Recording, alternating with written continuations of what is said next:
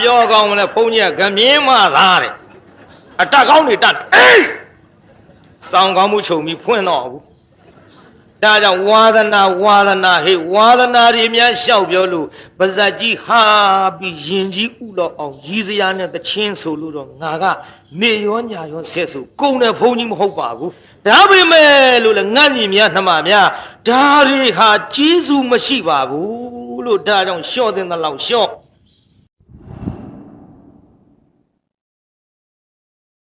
အနန္တ၅ပါးကို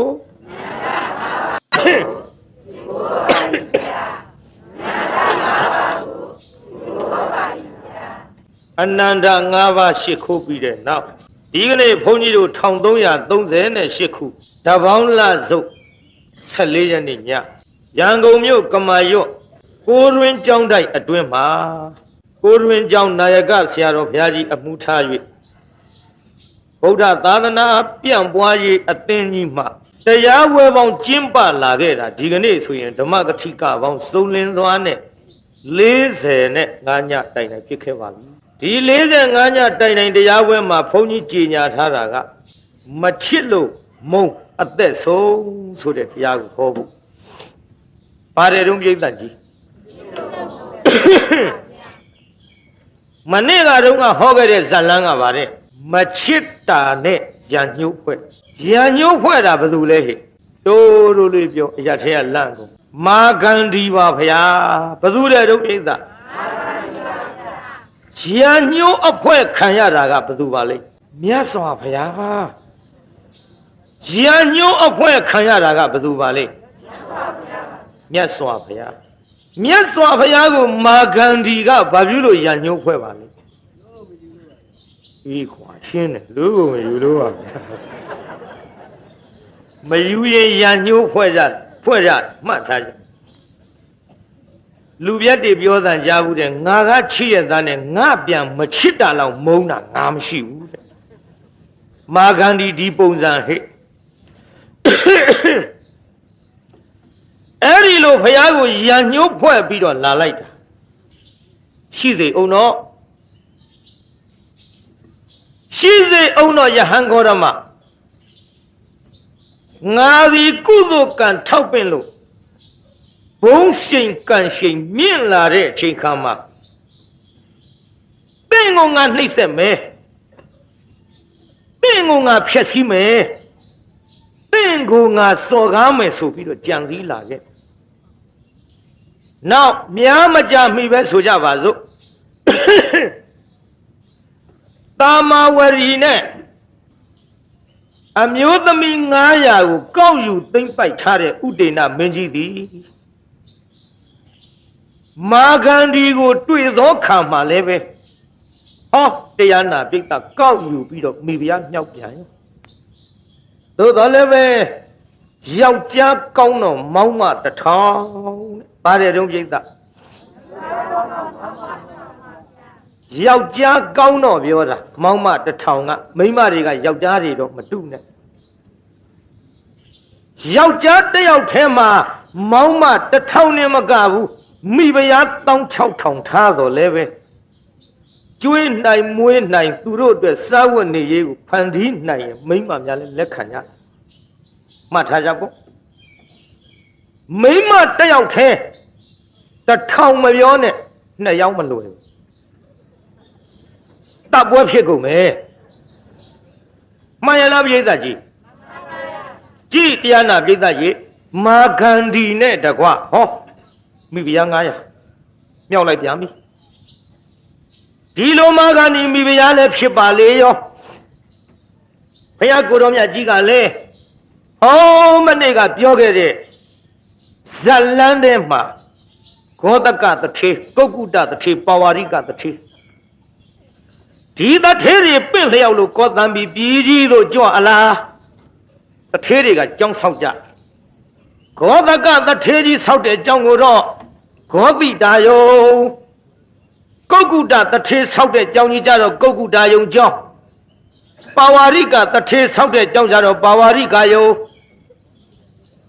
အဲ့ဒီလိုကြောင်းကြီးတွေဆောက်ပြီးတော့မြတ်စွာဘုရားကြွလာတော့မြတ်စွာဘုရားလည်းတလှဲ့ဒီသတင်းသုံး ဒီကနေ့သုံးလောကထွတ်ထားသဗ္ဗညုမြတ်စွာဘုရားသခင်ကိုရောမြတ်ကြီးနဲ့ညီတော်အာနန္ဒာနောက်ပါတန်ဃာတော်တွေနဲ့ကောတံပီပြည်တွင်းသို့ဆွမ်းငံအကြွ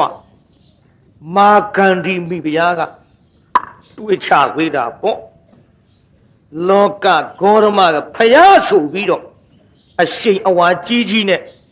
နောက်ပါတန်ဃာအချွေရန်တွေနဲ့တကွတိုင်းပြေကလှဲပြီးတော့ယခုကဲ့သို့အပူဇော်ခံနေ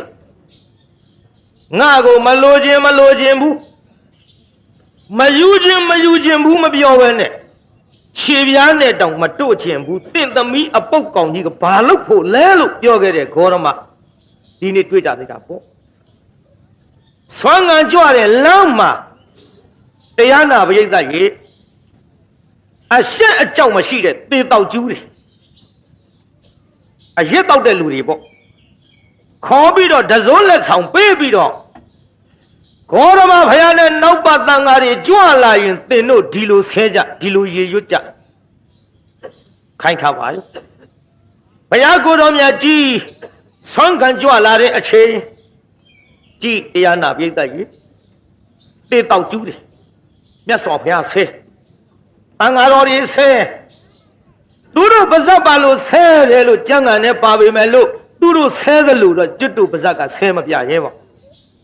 ကဲဆဲရောပြုဆဲတော့ညီတော်အာနန္ဒာကမြတ်စွာဘုရားတဲ့ကိုတံမီပြည်သားတွေသည်အင်မတန်ချူမြိန်နဲ့ပြားရည်တွေကိုခွေးမြခွေးချေစွန့်ချတဲ့သို့ရုပ်မှလှလေးစွာမြတ်စွာဘုရားအင်မတန်မရိုက်ပေစွာအင်မတန်ရိုင်းနဲ့ဟောဒီကောတံမီပြည်မှာမြတ်စွာဘုရားတရင်သုံးယောက်မသိမ့်ပါဘူး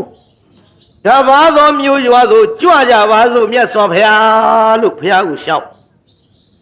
ဒီတော့ဘုရားကိုယ်တော်မြတ်ကဘယ်လိုအမိန့်ရှိညီတော်အာနန္ဒာတဲ့ငါဘုရားမှာလောကရန်8ပါးကြောင့်မတုံနှုတ်တော့ပါဘူးချစ်တာလာဘောအလာဘောယသောနေနာပသနာဒုက္ခဒုက္ခဒီလောကရန်တွေကိုဘုရားကြံ့ကြံ့ခိုင်ပြီးတော့မတုံမလှုပ်ရှိနေတဲ့အချိန်ချစ်တာဆဲကြပါစေတော့သူတို့ဆဲရရွတ်ချင်းသည်သူတို့အတွက်သူတို့ကိုပါဖန်တီးသွားမယ်ဝစီကနေဖြစ်တဲ့ချစ်တာသူတို့ကြမှာသူတို့ဖန်တီးကြတာပဲငါဖယားထံမရောက်ပါဘူးတဲ့ဒေသကြီးဖယားထံရောက်ပါမလားရောက်ပါဘူးဗျာဒါကြောင့်လေတရားနာပိဋကခမည်းတော်လည်းမှတ်သွားကြစမ်းပါတော့သူကာယကံကိုမယူခြင်းပါနဲ့သူဝစီကံကိုမယူခြင်းပါနဲ့သူမနောကံကိုရအောင်မယူခြင်းပါနဲ့သူကာယကံသူခံရပါစေသူဝစီကံသူခံစားပါစေသူမနောကံသူအကျိုးရှိပါစေမယူကြနဲ့ကဲနည်းနည်းလေးတော့မေးအောင်ဘေးသားကြီးအဲ့သက်တယောက်လာရင်ထမင်းမကြွေဘူးလားကြွေးပါတယ်ဗျာဖြည်းထမင်းမကြွေဘူးလားကြွေးပါတယ်ဗျာကြွေးပေမဲ့လို့အဲ့ဒီဧည့်သည်ကကြွေးတဲ့ထမင်းကိုစားမဘိုက်ထဲရောက်မှလားမစားမဘိုက်ထဲရောက်စားမဘိုက်ထဲရောက်ပါပါဗျာမစားဘဲနဲ့များနေရင်ကိုကြွေးတဲ့ထမင်းသူ့ကိုကြွေးပေမဲ့လို့ခိုးကမစားသဖြင့်ကိုထမင်းမပြန်မရဘူးလားစားပါတယ်ဗျာဒါဥပမာဒါဥပမာတရားနာပြိဿရဲ့သေချာနာထောင်နော်ဇက်ွက်ကလည်းခက်စီစီဟောပေးရအောင်အဲ့ဒီဥပမာကဲ့သို့သူတစ်ပါးကကိုယ်ကိုဝစီကားဖြင့်စော်ကားလိုက်သည်ပြောတာပဲကွာငါခံရမှလားတစ်တုံးမှနေလားလို့သူ့တုပြီးတော့ပြန်ပြောလိုက်ရင်သူ့ဝစီကားကိုရအောင်ယူတာနဲ့တူပါတယ်သူပဲလို့ပင်ပြောကိုကသာမပြောဘဲနေလိုက်ရင်သူ့ဝစီကံကိုခံရမလားသူပဲခံရမလားပြိဿကိုမစားတဲ့ထမင်းကိုထမင်းပိုင်ရှင်ပြန်ရတယ်လို့သူပြောတဲ့ဝစီကံအပြစ်ကိုမယူဘဲနဲ့သူ့အပြစ်ဝစီကံသူပဲပြန်ရမယ်ဆိုတာယုံရလားပြိဿဒါဖြင့်တော့ပြောတာကိုသိခံရဆိုတာကိုသိခံရကြံတာကိုသိခံရကာယကံနဲ့ပြုတာကိုလည်းသိခံရဘုရားကိုယ်တော်မြတ်ဘယ်လိုအမိန့်ရှိတော့ဆိုတော့ချစ်တာတဲ့သူတို့ပြောသမျှသူတို့ပစ္စည်းပါတဲ့ငါဘုရားမယူဘဲနဲ့ငါဘုရားထံမရောက်ပါဘူးချစ်တာတဲ့ယခုလိုပြုကြတဲ့အမှုသည်လောကရန်ဖြစ်ခြင်းကြောင့်တာရှည်မခံမှုချစ်သားရဲ့ ခုနှစ်ရက်သာတီလက်တချစ်သားခုနှစ်ရက်ကနောက်ဒီကိစ္စတွေအလိုလိုပျောက်သွားပါလိမ့်မယ်ချစ်သားဘယ်နှစ်ရက်သာခံပါတယ်တို့ခမည်းတော်ပြောမနေဘူးလားချိန်မုံခုနှစ်ရက်ကဲ့ကြီးခုနှစ်ရက်ဆိုတာအဲ့ဒါဖယားမိတ်တဲ့စကားကထုံးပြီးတော့ဖယားသားသမီးတွေသုံးနေကြအိုးချိန်မုံခုနှစ်ရက်ကဲ့ကြီးခုနှစ်ရက်ပါကွာဟောဖယားစကားတော်ကိုယူနေကြမြတ်စွာဘုရားကိုတော်မြတ်ဒီလိုအမိန့်ရှိပြီးတဲ့နောက်ဆွမ်းခံရဩလောကဓာတ်ဆိုတော့ဆွမ်းခံရင်ငှက်သိတဲ့သဘာဝတွေပေါ့ပြေးသားကြီးဆွမ်းခံရင်ဘာဖြစ်တာဘုရားကိုတော်မြတ်ဆွမ်းခံရင်ဒီကဲ့သို့တေတောက်ကျူးတွေဆဲတော့ကျုပ်လဲဆွမ်းခံရင်ငှက်သိတာလေးသွားသတိရမန္တလေးကျုပ်ဆွမ်းခံစားခဲ့တဲ့ဘုံလောင်းတွေပါကြီးတိုးစားခဲ့စားကမတိုးရပါဘူးနောက်တော့တိုးထပ်သွားမန္တလေးကမြို့ကြီးပြကြီးဆိုတော့စေတနာကောင်းတယ်ရန်ကုန်လည်းကောင်းပါတယ်မြို့ကြီးပြကြီးဆိုစေတနာကောင်းကြတိုးလိုက်တာကလေးမလေးဇလုံကြီးနဲ့ဆွန်ဟင်းလောင်းတာဘုန်းကြီးတွေဝိုင်းတိုးတယ်ဇလုံကြီးမှောက်ကြအောင်တိုးတယ်စေတနာမပြတ်ဘူးဝိုင်းတိုးလိုက်ကြတာဆွန်ဟင်းဇလုံကြီးကွတ်ဆိုမှောက်ရကြဝေးလိုက်ကြရင်လည်းတဝဲလောက်ကြံလို့မျောလင်းချက်ရှိဆက်ရသေးအခုတော့မှောက်ရကြတော့ကွတ်ဆိုကုန်တော့ကလေးမလေးကဟောမေဘုန်းကြီးတွေတိုးတာကုန်ပြီဟဲ့သမီးပြောနေအာနာစရာကြီးရှင်များတို့ရပ်ပေါင်းဖျားသီးခမောင်ဖျားကြံပါသေးဖျားသမီးဇလုံဆေးခုခတ်ပြီးလောင်းတယ်ဗျစေရနာမပြည့်ဘူးပြည့်ရလားပြိဿပြည့်ပါဘူးဗျမြို့မို့သာပေါ့ဗျကျွတ်တို့တောများဒီလိုဇလုံမှောက်ကြအောင်တိုးရင်အဲ့ဒီကူတော့ခေါင်းတော့ဇွန်းရထင်ပြီးတော့မှတ်တယ်အိမ်ဒီပြည့်ရမလားလို့ခုတ်ခွဲပြစ်လိုက်ဒါကြောင့်ကျုပ်မန္တလေးဆွမ်းခံစားရင်းနဲ့လေပြောရအောင်ငှက်သိခဲ့တာလေကျွတ်တို့မန္တလေးမြောက်ပြင်အိမ်တော်ရဘုရားအနောက်ဘက်ကနေဆက်ရှင်တရားထီအောင်သွားဆွမ်းခံရဆွမ်းခံရကအပြန်မှာကျုပ်သပိတ်ကလေးထမ်းပြီးတော့ပြန်လာကျုပ်နောက်ကစက်ဘိန်းနဲ့ဂါဝန်အပြာနဲ့ကျောင်းသူမလေးလိုက်လာတယ်ဆိုလို့ရမ်းတွေးမနေနဲ့စက်ဘိန်းပါကလေးကတိုက်မလို့တကယ်ဆိုဝေးဝေးကဂလိုင်ခတ်ပါလားဗျခုနားကြောင့်မှဂလိုင်ဆိုတင်သပိတ်ကြီးနဲ့ဘယ်ပြေးရမှာမသိရှောင်းတော့ရှောင်းတာပဲအရှောင်းချင်းတူတော့နောက်ကနေခါဝင်ဆောင်ဘာပြောကောင်းမလဲကျုပ်ထမ်းလာတဲ့သပိတ်ကကျုပ်မသနာဘူးကတ္တရာလမ်းမော်အရှိလိုက်ပြီဒလိမ့်နဲ့အစမိမလားလို့လိုက်ဖမ်းပါသေးတယ်မမိတဲ့နောက်ဆုံးတော့ခါဆန်းပြီးရက်ကြီးနေကိုင်းသွားစမ်းနေသွားနိုင်တယ်လို့အတွင်းကသားသမီးလေးတွေလည်းနေရရောပကံခွဲရောက်တွေပြောတာအမေဖြစ်တဲ့သပိတ်ကမသနာလို့ပြည့်သွားတော့သားသမီးပကံလေးတွေလည်းဟိုထွက်ဒီထွက်နဲ့ဂလုံဂလွန်ဆိုကုန်ရောဒီထဲဘေးကအကျော်ဆိုင်ကမိန်းမကြီးကအရင်မရှိဖျားမရှိကောက်អော်လိုက်တယ်ဟဲကိုတော့ဟာလည်းကုန်နေရလဲကုန်ဟဲ့ကုန်တာပါပဲကျုပ်ထမ်းလာတဲ့သပိတ်ထဲကဆွင်းနေပကံတွေလည်းကုန်ရောသူ့ဆက်ဘေးမေးလွဲလာတဲ့လွယ်အိတ်ထဲကစာအုပ်တွေလည်းပြန်ကျဲလို့ကုန်ရှက်လိုက်တာအဲ့တုန်းကတုံးမျက်နှာဇီးရွက်လောက်ရှိကလေးမလေးကစက်ဘိန်းပေါင်နဲ့ပေါင်တစ်ချောင်းပြီးနေမထနိုင်ကျုပ်လည်းဒကမမှုကြည့်နေတာတကားဆိုရင်ငါဒီလိုလုပ်ရမလားလို့မန္တလေးဘုန်းကြီးတတ်တီနောင်ချင်းဝင်ချခြင်းချနောက်တော်ပါသေးရဲ့ဒကာတယောက်ကစက်ဘိန်းဖယ်ပေးကလေးမလေးကသူ့စာအုပ်တွေဂယုမဆိုင်ဘူးသဘိန်းနဲ့ပကံတွေလိုက်ကောက်ဆေးကြောပြီးဆွန်းဆိုင်ကဆွန်းဟင်းနေအပြည့်အဝယ်လောင်းလိုက်ကျုပ်လည်းရှက်တာနဲ့စကားတစ်လုံးမှပြောဘူးလစ်တာမျက်ရည်လဲတယ်အဲ့ဒီတုန်းကပညာသင်ခြင်းလုံးလို့မြို့ကြီးတက်လာဖြစ်မှဖြစ်ရလိမ့်ချင်းကျုပ်အဲ့ဒီတုန်းကသိပ်ပြီးတော့စိတ်မကောင်းခံစားချက်နဲ့ကြပြားတစ်ပုတ်ကြီးအဲဆိုကြည့်သားမှနောက်ကသဝိပိုက်ခါဖန်ဝဝါနဲ့ခါကမလအိမ်စဉ်ထမြတဏ္ဍစာအားရှက်တော်ညာလေတပွားပညာသင်လိုပါ၍စိတ်သာအောက်ချဆွမ်းခံကြွသည်လောင်းမဘောမယဟန်တော်ရှက်ပေမဲ့လို့ကိုတဏ္ဍစာလေးဝါအောင်တော့သွားရတယ်စိတ်ကလေးအောက်ချပြီးလာလိမ့်မယ်ပြိဿနောက်တစ်ပိုက်ကကောင်းကန်းပေါ့လေဆိုလာမှာဝတ်ဆောင်မဖွဲဂါဝန်ကျဲနဲ့ ဖွယ်ဖွယ်ရာလည်းမဟုတ်ဘူးဟိုတုန်းကကျွတ်တုံငယ်ငယ်တုန်းကအခုတော့အဝတ်နဲသွားပါဆိုလမ်းမှာဝတ်ဆောင်မဖွယ်ဂါဝန်ကျဲနဲ့လမ်းဝဲအပြီးဘိန်းကိုစီလျက်ခရီးပြင်းနှင့်ရဟန်းမြင်လျက်ကျွင်းနီလဂလိုင်းခတ်၍ပုတ္တပုတ်သီးရှောင်းကားစီသည်ဆက်ပြီးပေါ်မှလှပြိုပြူခံစားချက်နဲ့ရေးပြီးထဲ့တာဘ ਹੁ စီသတင်းစာတဲ့နောက်ရက်ပါလာအဲ့ဒါကလေးမလေးကစပိန်တိုက်တဲ့နေရာကနေလက်ညှိုးလေးနဲ့ကြပြာကိုမှတ်ပြီးရက်ဆောင်ပြုတ်ရောက်သွားတော့ရှင်မရပါဦးနဲ့ပြုတ်ကအဝေးကြီးတွေကသိပါတယ်ဟိုကောင်မလေးငါတိုက်ထားတဲ့ကောင်မလေးရှင်မရပါအောင်ဆိုအေးရတာဘောဒီကြပြာရှင်မရရေးတာမဟုတ်လားဟုတ်တယ်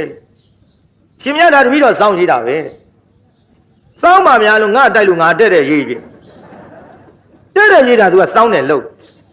ကြွပါအောင်ဗျာတဲ့တပည့်တော်လည်းအခမ်းမသိလို့စိုက်ကားနဲ့ကိုယ်ရှောင်လို့တိုက်မိတာပါတဲ့အိမ်ပြောပါဘူးတဲ့ရှက်လို့ဒါနဲ့လိုက်ပါတပိတ်ချီတပိတ်ကလေးနဲ့တင်းဆွင်းနေလောက်ရှင်မရတဲ့ဒီနေ့ကစပြီးတပည့်တော်တို့အိမ်ထိုင်ကိုယ်တော်အဖြစ်နဲ့နေ့စဉ်ကြွပါမန်းလေးတုန်းကဆုံးကထိုင်အိမ်တဲ့အိမ်ရဘူးအမှန်တော့စပိန်တိုက်ခါပေါ့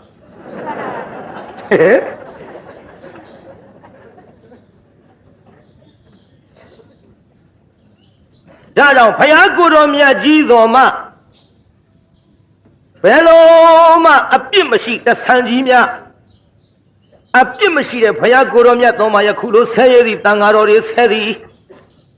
ကျွတ်တို့လိုဇတိလလောက်တော့တရားနာပိဋကအဲ့ဒီတုန်းကစပိန်နဲ့တောင်ဝင်အဆောင်ခံရဒါကြောင့်ကျုပ်ကငယ်ရိုးငယ်နာလေးတတိယလို့ထဲ့ပြောမိတယ်။ကိုင်ဆက်ကြအောင်ဆိုဘုရားကိုယ်တော်မြတ်က9ရက်သာတည်လိမ့်မယ်တဲ့9ရက်ကြာတော့ပျောက်သွား။နောက်တရားနာပိဋကရေအဲ့ဒီလိုလဲဘယ်လိုမှဘုရားကိုယ်တော်မြတ်ကိုထိထိရောက်သူစော်ကားခိုင်းတော်လဲပဲမအောင်မြင်သဖြင့်အမျိုးမျိုးကြံခဲ့။နောက်တရားနာပိဋကရေတာမာဝရီတို့သည်မြတ်စွာဘုရားသခင်ကိုရောမြတ်တရားတော်ကိုကြည်ညို၍ဘယ်လိုလေးစားလာသလဲလို့ဆိုတော့တာမာဝရီရဲ့အထိတ်ဖြစ်တဲ့ခုတ်ဆုပ်တရားသည်တာမာဝရီကိုပန်းဆက်နေကြတာမာဝရီကိုဘယ်လောက်ပန်းဆက်တယ်လဲတာမာဝရီကိုကျွတ်တို့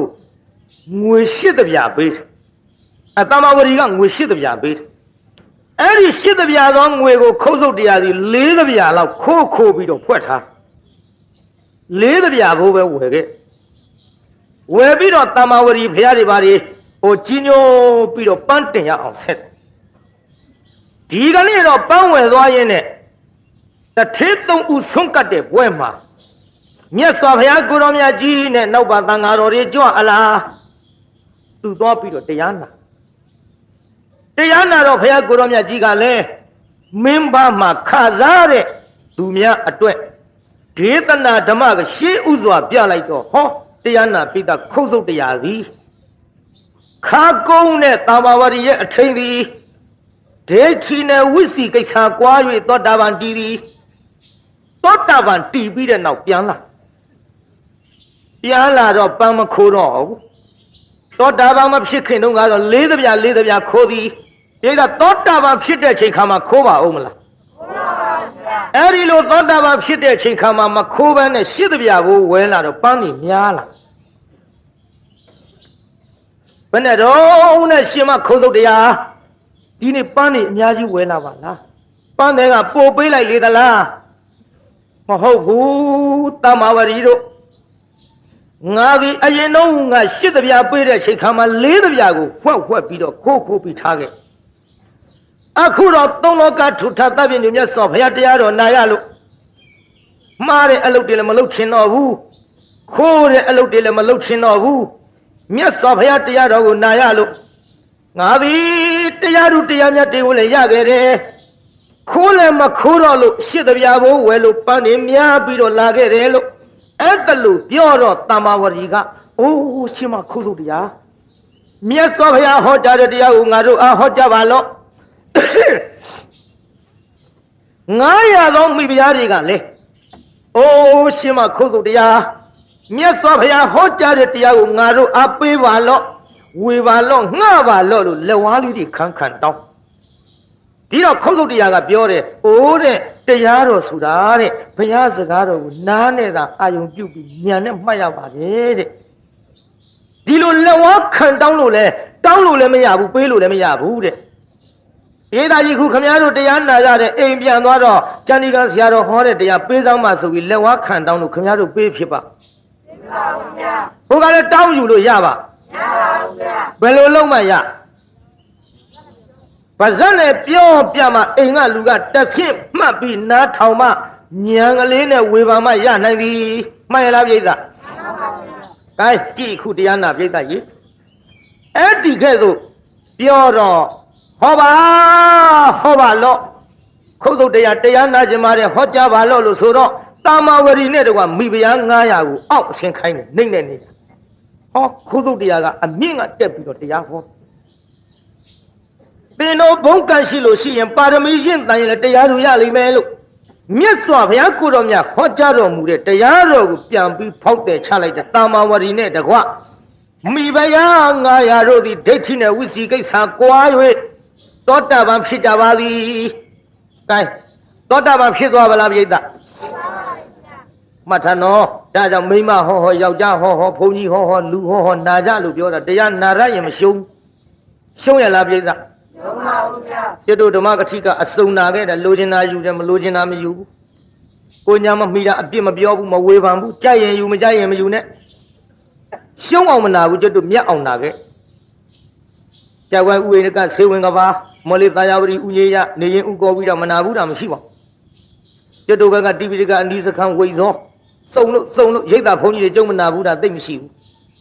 လူတွေကဥလာသိမ့်ရွှေပြည်ဥပဒေဥဆန်းထွန်းရတနာဘုံဆရာကြီးဥတင်အေးမလေးဥအောင်တင်ဥချစ်မောင်အစရှိသဖြင့်ကြုံနာခဲ့ဘုန်းကြီးဟောနာလူဟောနာယောက်ျားဟောနာမိန်းမဟောနာကိုရင်လေးဟောနာမန္တလေးဟိုကြောင်မန်းတွေကမထွန်းရှင်တရားဟောလို့သွားနာလိုက်သေးတိုက်ပါဗျာမထွန်းရှင်လဲတရားပြောတာမျက်စိလဲမှာစိုးလို့လိုချင်တာယူတာမလိုချင်တာမယူဘူးတချို့ကတရားကိုမြတ်အောင်မနာဘူးရှုံးအောင်နာတယ်အိမ်ကထွက်ကြတဲ့ကရှုံးပေါင်းတယ်လိုချင်တာယူမဲ့အပေါက်ကတစ်စက်မှမပါဘူးတရားပွဲရှိတယ်ပြောတယ်ကွာငါသွားဝေဖန်လိုက်ငါသွားအကဲခတ်လိုက်အောင်ငါသွားဆန်းစစ်လိုက်အောင်ကြိုက်တာလေးပါတော့ခေါင်းညိတ်သူမကြိုက်တာလေးပါတော့ဘာပြောတော့မဲ့ကရှုံးတယ်တို့ကဒီတရားမျိုးမနာတတ်ဘူးမင်းတို့စင်းတော့မင်းသိတယ်မဟုတ်လားကွာတို့ကဒါတွေဘယ်လိုဟောလုတ်ကုန်ရှုံးပေါက်နော်ဒါတော့ကျွတ်တို့ရှုံးအောင်မနာခဲ့ဘူး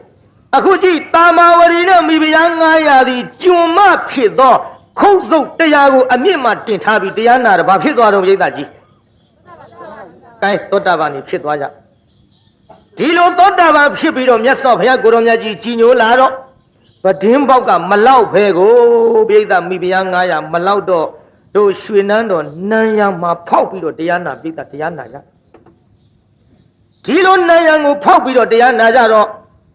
မာဂန္ဒီရောက်သွားတယ်သူတို့အဆောင်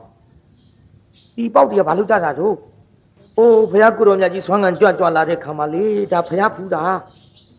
အဲ့ဒီချိန်ခါမှာဟန်ကြငါရန်သူယဟန်ခေါရမတော်ဖြင့်ဒီတစ်ချိန်မှာသူ့ကြည်ညိုကိုးစားနေတဲ့မိဖုရား900ကိုငါစော်ကားနိုင်တဲ့အလှည့်ရောက်လာပြီဥဒေနာမင်းကြီးသူ့အဆောင်ကြွတဲ့ချိန်ခါကြတော့သူတိုက်မောင်ဖျားတဲ့မောင်ဖျားကိုတာမဝရီနဲ့မိဖုရား900တို့သည်ပါဇကတုတိတုတာပလီပလာနဲ့မောင်ဖျားကိုချစ်တယ်လို့ဆိုကြပါဆိုစိတ်ကပါမယ်မဟုတ်ပါဘူးဘာကြောင့်လဲဆိုတော့ဂေါရမကိုကိုးစား၍ဂေါရမကိုကြည်ညိုနေကြတဲ့ဂေါရမရဲ့ဘက်တော်သားများဖြစ်ပါလေမယုံဘူးရှင်မယင်ကဘယ်လိုတိုက်လို့မှနားမဝင်ဘူး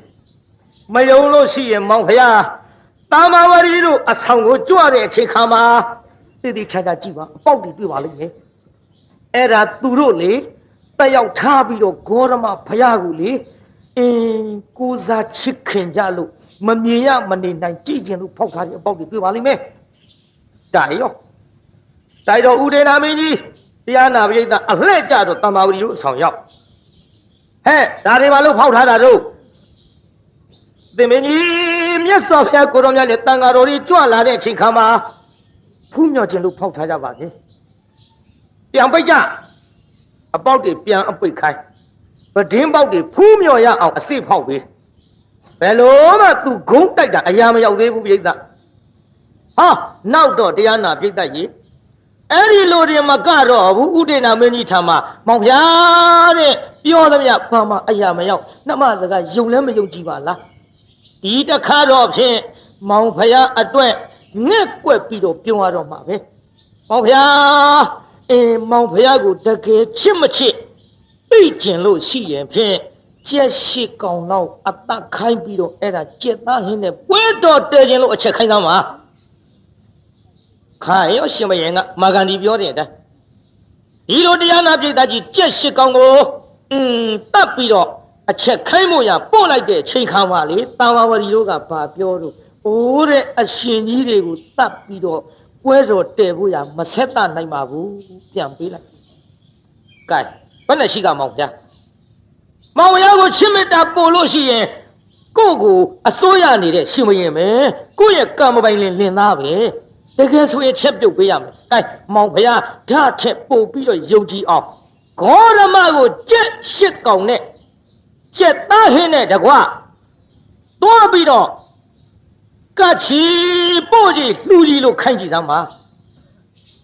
ခိုင်းကြည့်သမ်းပါဆိုတော့လေတရားနာပိဋကကြက်အသေးကိုကြက်အသေးဆိုတော့လေတတ်ရတဲ့ကိစ္စမဟုတ်တော့လည်းပဲချက်ပြီးတော့ဖယားသွားပို့တာပေါ့ဘယ်နဲ့တော့မောင်ဖယားရှူစားပါအောင်မောင်ဖယားကြတော့ကြက်သားဟင်းနဲ့ပွဲတော်တရားမဆက်သူတို့တက်ရောက်ထားတဲ့ဂေါရမဖယားကြတော့ကြည့်ယခုအဲ့ဒါလိုကြက်သားဟင်းနဲ့တွားပြီးတော့ပို့ကြလူကြကတ်ကြတယ်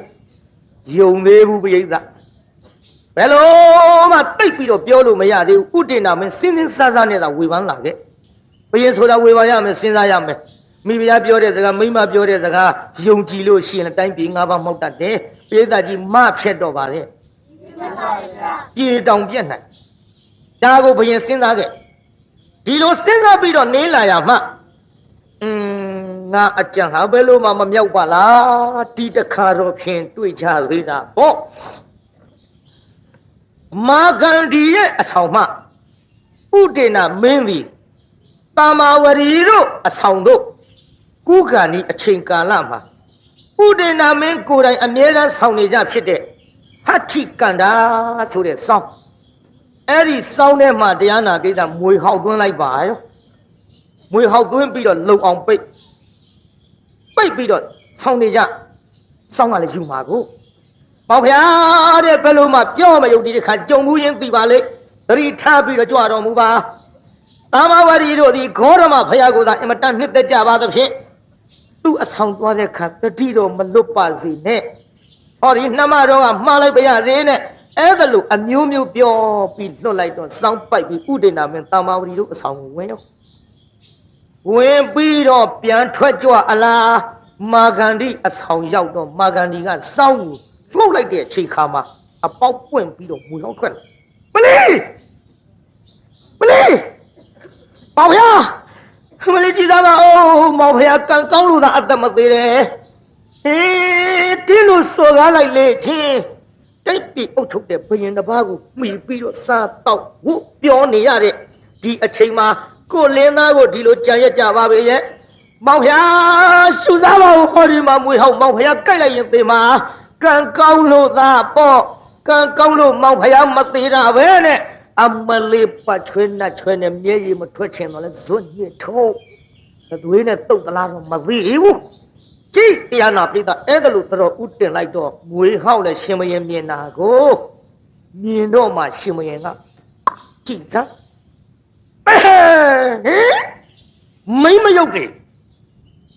မိမယုတ်တယ်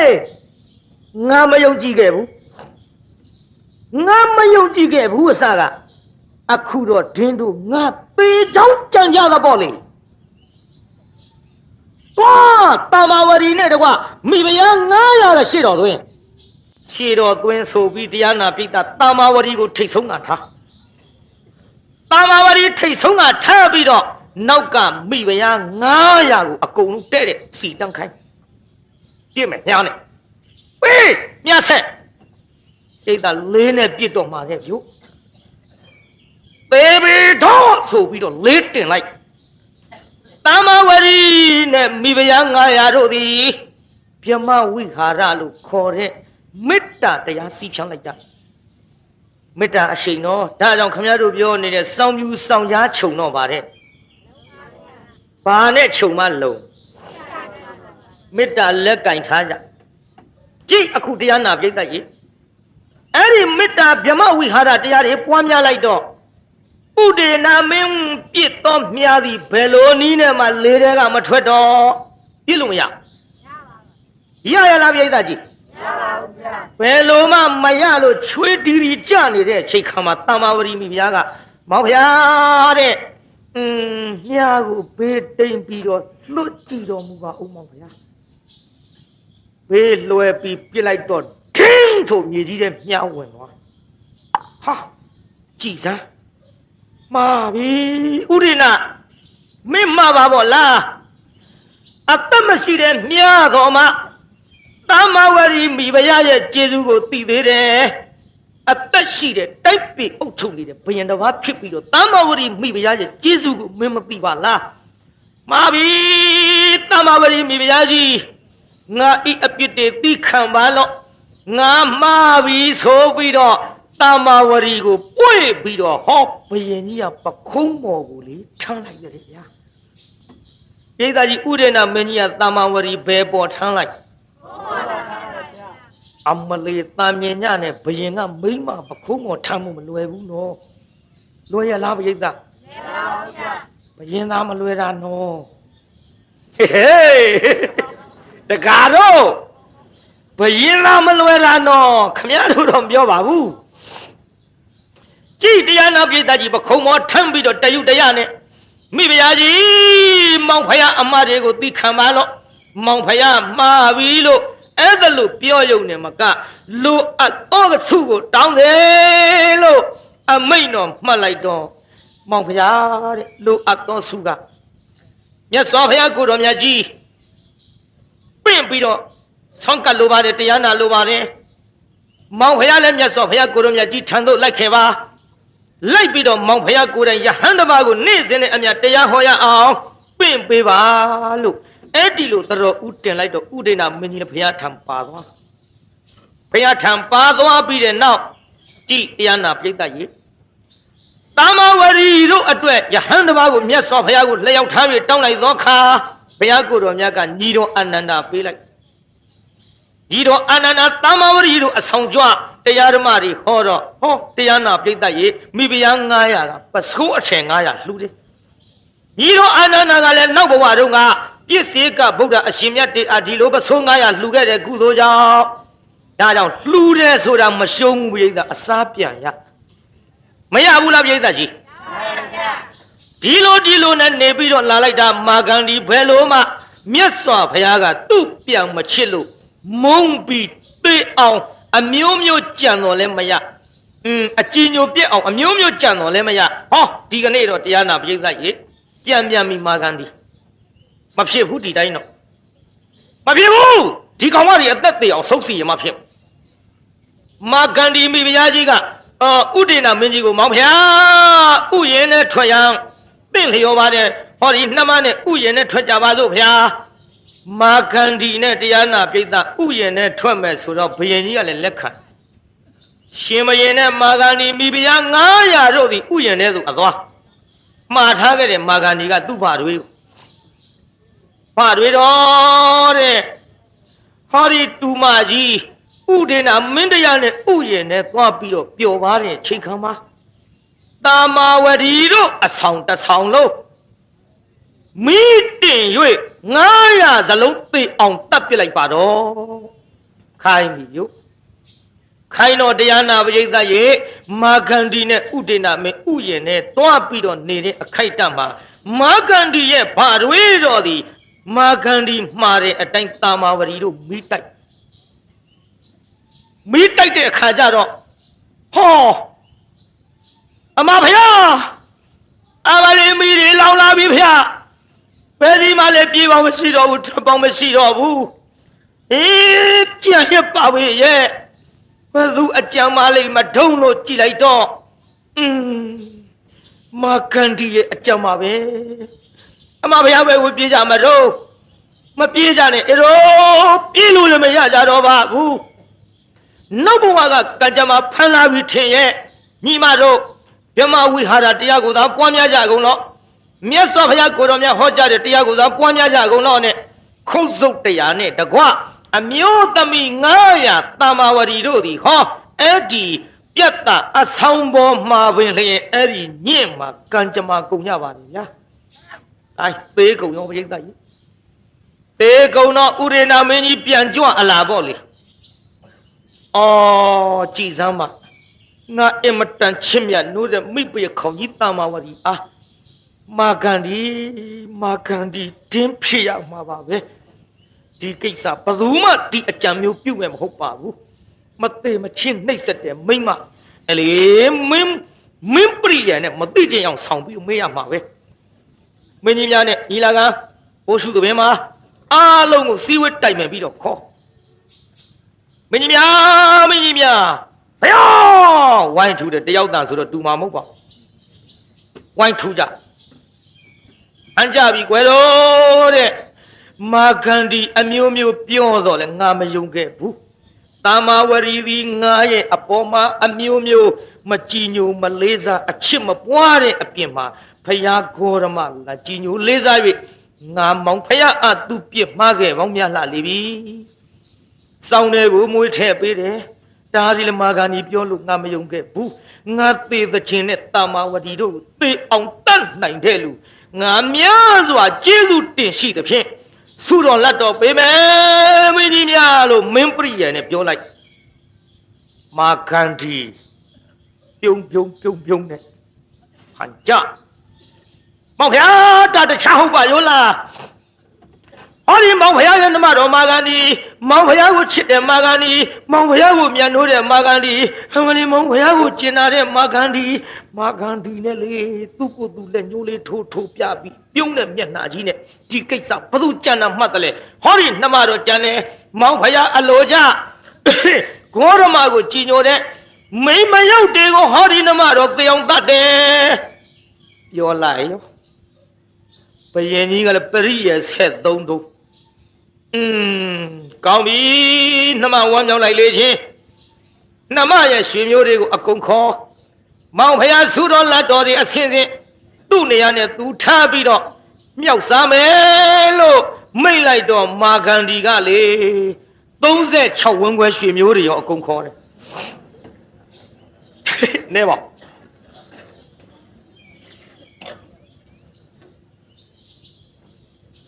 ရွှေမျိုးတွေအကုန်ရောက်လာကြတယ်ဝမ်းမြောက်ဝမ်းသာနဲ့ဟာတို့အမိဘုရားကြီးမာခန္ဒီကြောင့်တို့ကိုမြောက်စားမတဲ့နဲ့ဆိုပြီးလာလိုက်ကြတာရွှေမျိုးတွေဥနာကျိုးကန်းတွေရောဗာတွေရောအကုန်လုံးရောက်လာကြ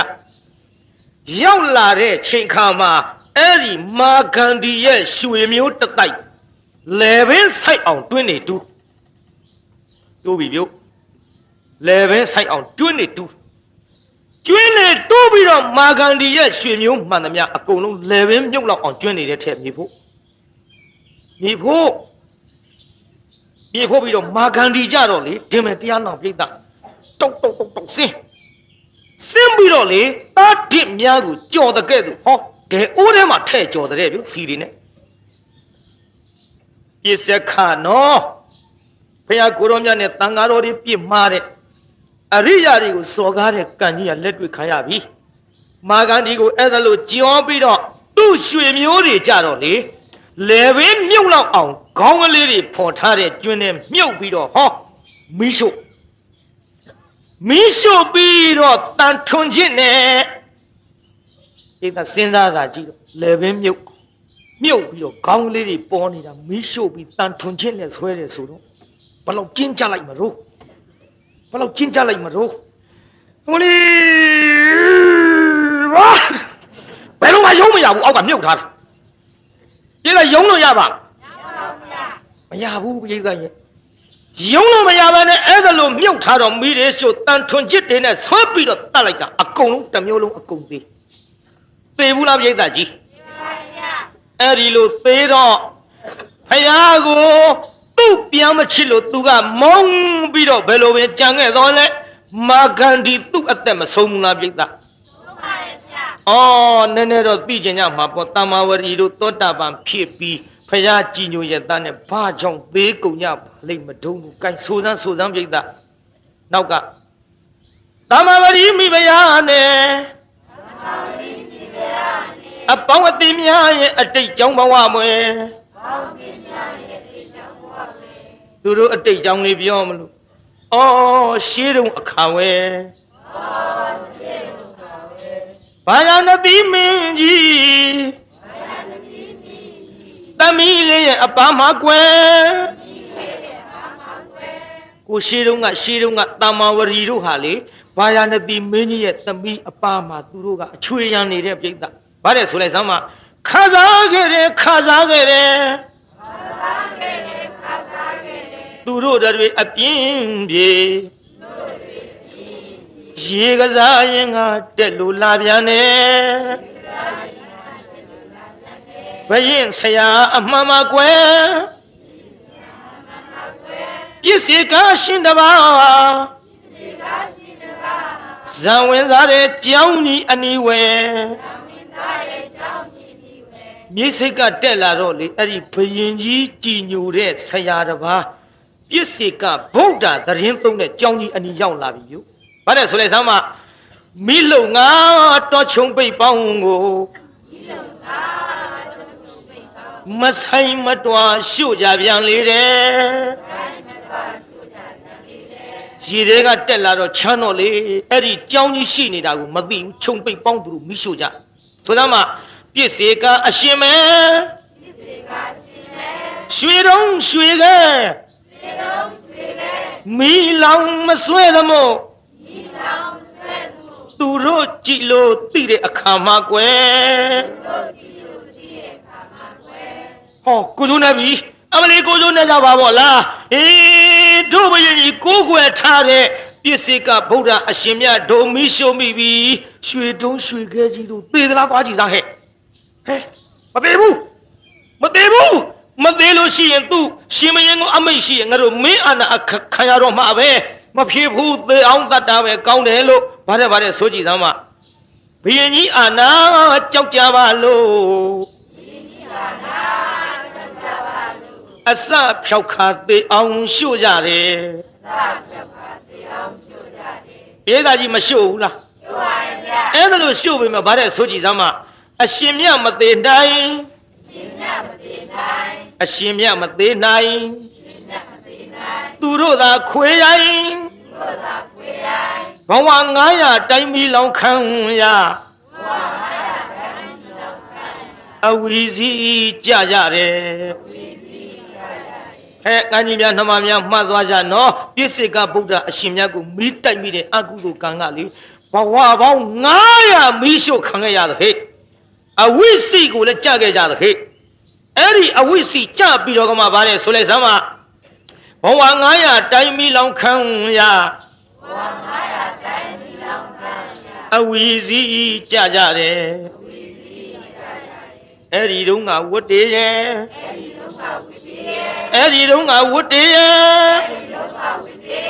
ဒီဘဝကြတော့မီရှိုခံရဟေးဘယ်နဲ့အဖျားတုတ်ပါလေလူလယ်တွေနဲ့တွေ့သူတို့အဖျားသာနတ်သာတလုံးနဲ့ဗါတဲ့အဲ့ဒီတုန်းကဝတ်တေရဲ့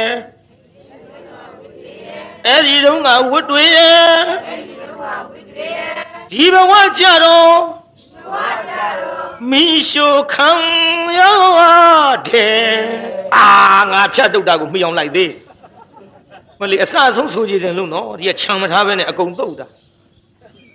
တေချာဆိုရင်ဘုန်းကြီးလို့ဒီဘဝကြတော့မီရှိုခံရတယ်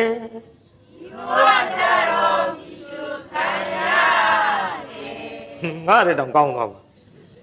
ဟေးပြီးတော့ဗါတဲ့ဆိုလိုက်စမ်းမမာဂန္ဒီရဲ့အပြစ်ကလာလေဦးမယ်မချစ်လို့မုန်းတယ်မာဂန္ဒီအသက်ဆုံးတာတော့ကွယ်လူတိုင်းသိတယ် အဒါသိတာပေါ့ခုဟောခဲ့ပြီကိုဘုရားပြစ်မှားတယ်တန်ခါပြစ်မှားတယ်မသိဘူးလားပြိဿတမ္မာဝရီတို့အကြောင်းကတော့အတိတ်ကပါလာတဲ့ကံဆိုတော့မသိသေးလို့ဘုန်းကြီးပြောပြခဲ့တယ်မှန်လားပြိဿဆိုတော့မှလူတိုင်းသိတယ်လူတိုင်းသိတယ်မြတ်ဘုရားကိုဒေါသပွားလို့ရံညှိုးထားတဲ့သူ့ရဲ့ကံကြမ္မာရဲ့တာတိစင်းတယ်လို့ကြော်ကားရဲ့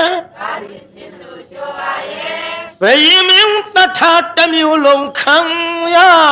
တယ်ဟေးမာဂန္ဒီကြီးကြတော့ဘယ်လိုကြော်တော့ဒီကွာပြောကြတော့မှတောက်ဆင်းပြီးကြော်တယ်တက်လာစီနဲ့ကြော်တာဟဲ့ဟောသူ့ရွှေမျိုးတွေကြတော့အကုန်အသက်မခံရဘူးလားကဲဟိုကျွတ်တို့ခုံးစုပ်တရားအကြောင်းလေးနည်းနည်းပြောကြအောင်ဆိုခုံးစုပ်တရားကခါပဲလို့နေတုံးပြိဿခါကုန်းတယ်နောက်ဘဝကပြစ်စေကဗုဒ္ဓအရှင်တစ်ပါးကိုဒီလိုပဲလို့ခါကုန်းတာလေးကိုသူကပြောင်းလှောင်ပြီးဟန်နဲ့ပြခဲ့လို့ခါကုန်းရတယ်ဒါဖြင့်ကောင်းပြီပညာကြီးတဲ့မိမဖြစ်ပြီးဘာဖြစ်လို့သူ့ကြုံဖြစ်တယ်လဲဘာဖြစ်လို့သူ့ကြုံဖြစ်တယ်လဲလို့ဆိုတော့တငယ်ချင်းဖြစ်တဲ့ဘိက္ခုနီယဟန်မိမတစ်ပါးကို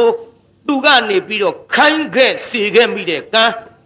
ဒါကြောင့်မှတ်ကြနော်အမလီတချို့ကခိုင်းခြင်းပြီဆိုရင်ဘယ်လိုပြောခိုင်းလို့မယုံမသေးတဲ့ဒါလေးလှိုင်းဆောင်ပါမယုံမသေးတဲ့ပြောကြတဲ့ကယိုယိုသေးသေးမှမဟုတ်ပဲမယုံမသေးတဲ့လှမ်းလိုက်စမ်းပါလို့အဲ့ဒါလို့တရားနာပိဋကကြီးသူနဲ့ရင်းနှီးတဲ့တငယ်ချင်းဖြစ်တဲ့ဘိက္ခုနီမကိုခိုင်းခဲ့စေခဲ့မိတဲ့ကံကြောင့်ဟောဘဝ900တရားနာပိဋကကြုံဖြစ်ခဲ့အခုလဲကြုံလာဖြစ်သည်နောက်တရားနာပိဋကကြီးဒီလိုကြုံဖြစ်ရုံနဲ့မကတာမဝရီတို့ရဲ့ထံမှာဘာကြောင့်ဒီကဲ့သို့ပညာဉာဏ်ကြီးမားပါသလဲလို့ဆိုတော့ပြည့်စေကဗုဒ္ဓအရှင်မြတ်တို့အားတရားနာပိဋကရွှေလက်ကောက်ကလေးနဲ့သပိတ်ချီလှုပ်လှူခဲ့တဲ့ကုသိုလ်ကြောင့်ဟောတရားနာပိဋကပညာဉာဏ်ကြီးတယ်ဘာလှူခဲ့တုံးပိဋကရွှေလက်ကောက်တွေလှူခဲ့လို့ဟဲ့သပိတ်ကောင်းလှူခဲ့လို့အဲ့ဒါကြောင့်မို့လို့ပညာဉာဏ်ကြီးတယ်ဒါကြောင့်တရားနာပိဋကကြီးဒီလိုပညာဉာဏ်ကြီးတဲ့ခုံစုပ်တရားကြီးသည်ကျုံမလာဖြစ်တာနောက်ဘဝကဝိဘေနောက်ဘဝကကံနေဆိုတာသဘောပေါက်လားပြိဿဟုတ်ပါဗျာအော်ပြိဿအနေနဲ့ကတော့မလွန်းရမဆွေးရလို့သဘောကျကြမှာကြမှာမလွန်းရမဆွေးရတော့လေကျုပ်ကလွန်းတာဆွေးတာကြီးရှောက်ပြောရင်လည်းတရားနာပြိဿမိုးလင်းမှုရှိတဲ့ဒီဇတ်ထုတ်ကိုနာယီကြိုက်အောင်မနဲ့ဟောယူရပါတယ်နော်ဒါကြောင့်တရားနာပြိဿကြီးလည်းဒီချိန်ထိအောင်နာတာကိုပဲဘုန်းကြီးကျေနပ်လှပြီပြင်းသလားပြိဿပြင်းပါဦးဗျာမပြင်းပါနဲ့ပြင်းလို့ပြောအောင်လုပ်လဲခင်ဗျားတို့နေအောင်မှာပဲနေမဲ့မဟုတ်လားပြိဿနေပါဗျာနေအောင်မှာဝါဒနာတွေလျှောက်ပြောပြီးမှမဟုတ်လို့မပြီးပေသည်နည်းနည်းတော့ပြောအောင်မယ်ဗျာကြလားကျုပ်ဝါဒနာဒီတချင်းဆိုတဲ့ဝါဒနာကဘယ်လိုမှဖြောင်းမရဘူးဖြောင်းမရဆိုဝါဒနာကိုပြိဿဂိုင်းနောက်ကဆိုကြည့်စမ်းပါဝါဒနာကတစ်မျိုးဝိဘက်ကတစ်မျိုးမြတ်စွာဘုရားကိုတော်မြတ်သည်ဝါဒနာကိုပယ်တော်မူနိုင်သည်ဝိဘက်ကိုပယ်တော်မမူနိုင်ဘုရားဤသားယဟန္တာကြီးများသည်ဝါဒနာရောဝိဘက်ရောနှစ်ပါးစလုံးမပယ်နိုင်ပြင်းဟာမကြီးနဲ့ကျွတ်တို့ရှင်သာရိပုတ္တရာကြီးတကားတယောက်ကသင်္ကန်းသုံးတယ်နဲ့ဆွမ်းကပ်မယ်ဆိုပင့်သွားလမ်းကြတော့လေရေပေးတဲ့နှစ်တောင်တောင်မြောင်းကလေးတွေ့တော့ရှင်သာရိပုတ္တရာကြီးကဖွာကနေခုန်လိုက်ဟောကြည်စမ်းဇံနဲ့ကြွရင်လည်းဖြစ်ကြည်စမ်းအခုတော့ခုံးတာဗျာဆင်းမကြွပဲနဲ့အိန္ဒိယမြောင်းတော်ပြီသင်္ကန်းသုံးတဲ့တစ်ထည်လျှော့တာကောင်း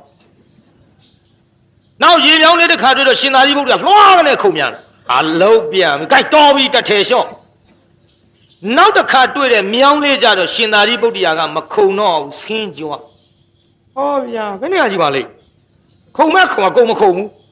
ရွှေကုန်ပြီဒီ6ကြောင်မှဆင်းတယ်ရှင်ဗျာဘယ်နဲ့ကြောင်တော့ဗျာအရင်နှမြောင်းခုံပြီဒီမြောင်းကြောင်ဘာလို့မခုံတာဘယ်ခုံမလဲကွာတဲ့မင်းငါသင်္ကန်းသုံးတဲ့ကပ်မှာတဲ့6နှစ်ခါခုံလို့နှစ်ထည်လျှော့ခဲ့ပြီတဲ့ ဒီတစ်ခါခုံရင်ကြံတဲ့တစ်ထဲကုံတော့မှာပေါ့အဲ့ဒီကြမှာကြက်သီးမွေးချင်းထားပြီးငါဝင်းတွေကကြံတာသိသဟာလို့သင်္ကန်းသုံးတယ်လဲပြန်ကပ်ပါတယ်ဆွမ်းလဲကပ်ပါတယ်နောက်ဒီကိစ္စဖယားရွှေနေတော့ပေါက်ကြတော့မှဖယားကိုတော်မြတ်ကချစ်သားတော်တဲ့ငါဖယားဒီဝါဒနာကိုပယ်နိုင်တယ်ဝိပတ်မပယ်နိုင်ဘူး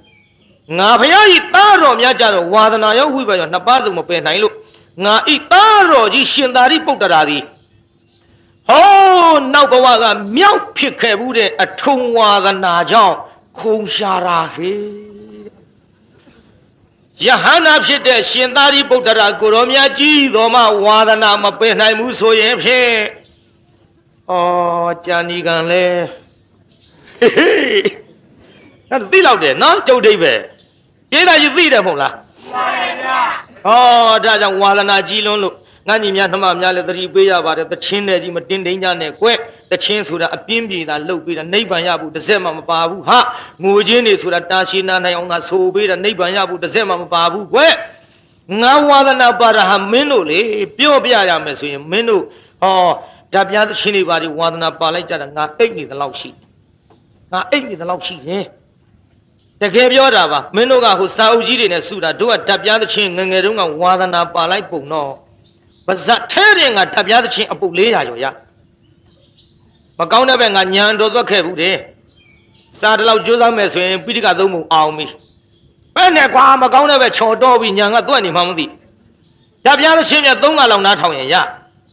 ရုတ်ခေတုံးကတော့မမအေးတို့တွန်တေးသိန်းနာတို့မဟုတ်ဘူးပေါ့ကွမောင်မောင်ညုံတို့ဟင်္ဒရာထွင်တို့မရှိဘူးပေါ့တို့ငယ်ငယ်တုန်းကတက္ကသိုလ်မြကြီးတို့မေလှမြကြီးတို့ဒုက္ခေတုံးကတက္ကသိုလ်မြကြီးသချင်းများဟိုသချင်းလေးငါဟိုအရလာရှိလုံးတို့စထွက်လာတဲ့သချင်းပါတယ်ရှေးကတေးသောမင်္ဂလာရှိလို့နေပြောင်းဗမာတွေမှာလွတ်လာရေးရပြောင်းဆင်းရဲခြင်းလို့ကင်းအောင်လဲအဲ့ဒါငါအဲ့ဒီကစသဘောကြတဲ့တက္ကသိုလ်မြကြီးသချင်းတွေဆိုကုန်ရောဒါလောက်ဝါသနာကြီးခဲ့တာကွမလေးဒီထက်ဂီတခင်ပြူတဲ့ငါညတိုင်ပြင်းရင်အဲ့ဒါလေးညီညီအိတ်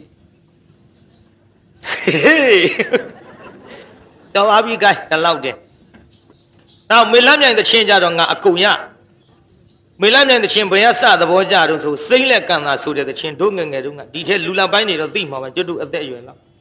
အတန်သွားလေးကောင်းလုံးဗါတဲ့ထမင်းအသက်9ရက်ပါရေအသက်ဟာတမနဲ့ဆိုပေတာဒီစကားကိုတွေးရင်ပြင်းပြင်းမနေဝင်ထောက်ခံပါဟုတ်မှန်လှဆောင်ဟာရေလူချင်းအကျိုး10ပါးတကယ်ပွားပါဗါတယ်တော့ဟေးဟာတလုံးနဲ့ချောင်းတာနဲ့တူအဲ့ဒီကစသဘောကြတာအမလေးမန္တလေးကျွတ်တို့ကျုံနှဘေးမှာမေလှမြိုင်တို့အစိုးရပြဿဌာနကရောက်လာကြတယ်ရန်တိုင်းစိန်တို့ဝေသာလီမောင်ဖုံးတို့ပါလာကြတယ်ကိုအဲ့ဒါကမြင်းရောထတယ်မထတယ်မပြောနဲ့ပြဿခုံနောက်ကနေတက်နောက်ကနေတက်တော့တစ်တာမောပစိုးခင်းပြီးဦးစင်တစ်ပါးနဲ့တက်သွားဘာကိစ္စတော့ကျတို့မေလှမြိုင်တွေ့ကြလို့ပါဒါနဲ့ဟိုကမေလှမြိုင်ခေါ်ပြီးတော့မေလှမြိုင်လာရှစ်ခိုးဘာကိစ္စတော့ဗျာတဲ့ဒီလိုပါလို့ကျွတ်တို့ခမရစကားပြောခြင်းလို့ဆိုကလမမျက်လုံးပြူသွားတယ်အခုတော့သေချာပါပြီဒါနဲ့တရားနာပိဋကဒီလိုပါလို့ကျွတ်တို့ပြောခြင်းတာခမရသချင်းနေဆိုသိသဘောကြတယ်လို့ဟိုကျွတ်တို့လက်စွမ်းပြခြင်းဆိုတဲ့သချင်းလေးကိုရက်ကန်းစင်နဲ့ထွက်ဆိုးပြစမ်းပါလို့ခိုင်းရောဘုရားတဲ့ရက်ကန်းစင်နဲ့ပြတ်တော့မဟုတ်ပါဘူးတဲ့ဒါပေမဲ့အရှင်ဘုရားတို့နားထောင်ရင်ရက်ကန်းစင်မပါတော့လဲဆိုပြပါမယ်တဲ့အရှင်ဘုရားတို့ဩဝါဒအတိုင်းပေါ့တဲ့ဒီကကမြင်းရောထားတာသူကဩဝါဒလုပ်လိုက်တော့၅ပါးကိုမှောက်ရောဒီတော့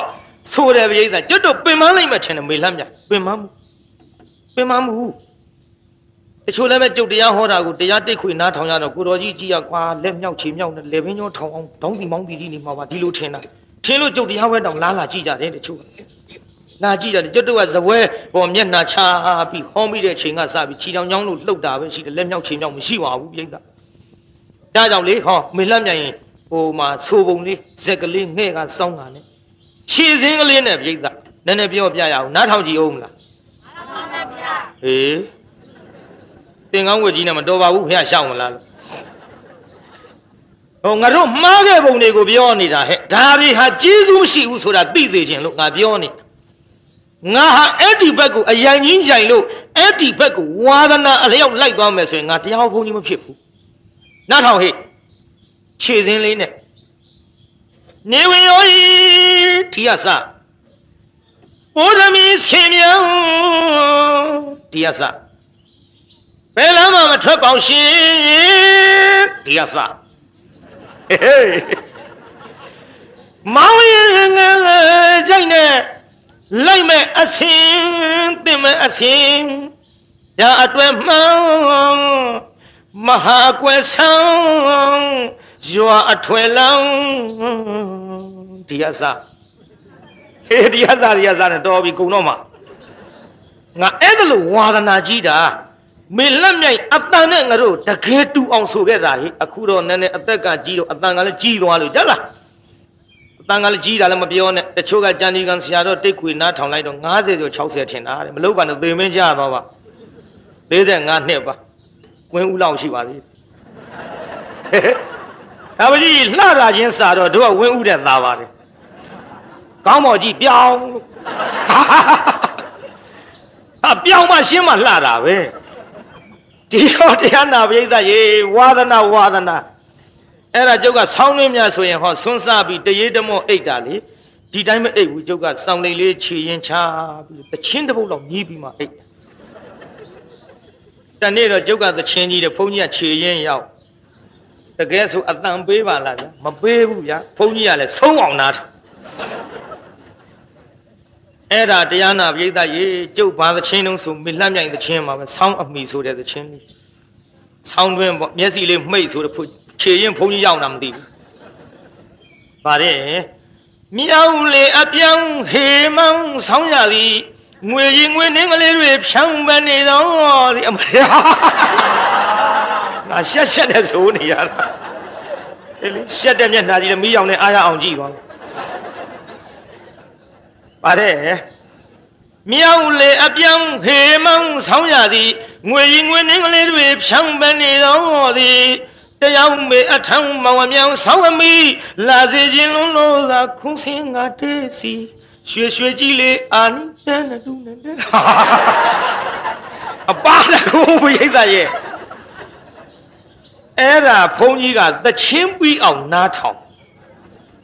သချင်းလဲပြီးရောတရားနာပိသစောင်းချုံမလို့ငုတ်တုတ်ထိုင်းတဲ့ဘုန်းကြီးရဲ့မျက်နှာချင်းဟာဘုန်းကြီးဟာ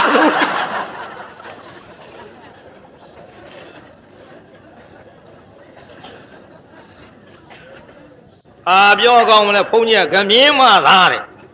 အတက်ကောင်းတွေတက်အေးစောင်းကောင်းမှုချုပ်ပြီးဖွင့်တော့ဘူးဒါကြောင့်ဝါဒနာဟေးဝါဒနာတွေများလျှောက်ပြောလို့ပါဇက်ကြီးဟာပြီးရင်ကြီးဥတော့အောင်ကြီးစရာနဲ့တချင်းဆိုလို့တော့ငါက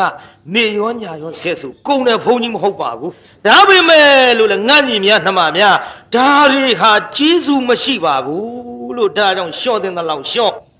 ဒီငယ်နှမငယ်တို့အတွက်သာတို့အပြင်းပြေထဲ့ပြောရတော့လည်းပဲတော်လောက်ပြီနဲ့တူတယ်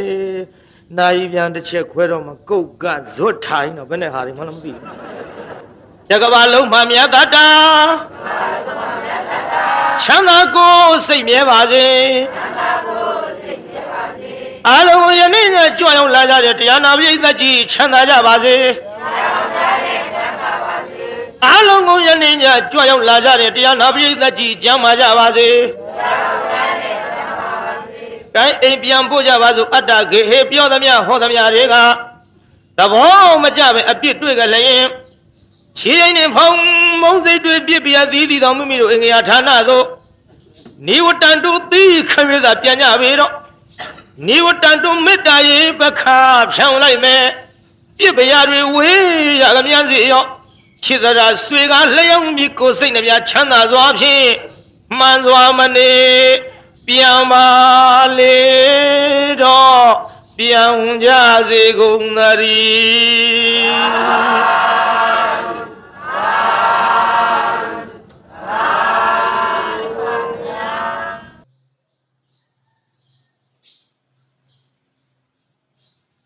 In this world, the most important thing is to gain wisdom. If we want wisdom, we must listen to the Dhamma.